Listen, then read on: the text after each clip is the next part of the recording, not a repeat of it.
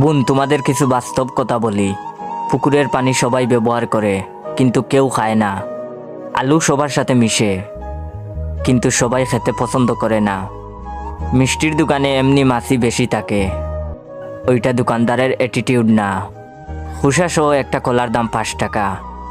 ঠিক ওই কলার যখন খোসা ফেলে দিবে, তখন ফ্রি দিলেও কেউ নিবে না। তখন এটা মশা মাছির খাবার হবে। তোমাকে এটাই বলতে চাই, তোমার দেহকে এমন করো না যে সবাই পুকুরের পানির মতো ব্যবহার করে। তোমার মনকে আলুর মতো করো না, যে সবাই মিশবে বাট সবাই পছন্দ করে না। তুমি তোমার মনকে মিষ্টির দোকান বানাইও না, যেখানে মশা মাছির মতো সবাই ঢুকবে, ক্ষুধা মিটিয়ে চলে যাবে। তুমি তোমার শরীরকে কলার মতো খুলে দিও না, মশা মাছির মতো সবাই ক্ষুধা মিটিয়ে চলে যাবে, কাউকে ফ্রি দিলেও নিবে না। তুমি আজ যাদের সাথে কথা বলে মজা নিচ্ছ বা দিচ্ছ, তারা তোমাকে ব্যবহার করে, ব্যবহার শেষে ফেলে দিবে। লোকাল বাসে সবাই উঠে, কিন্তু গন্তব্য পৌঁছাতে পারে না।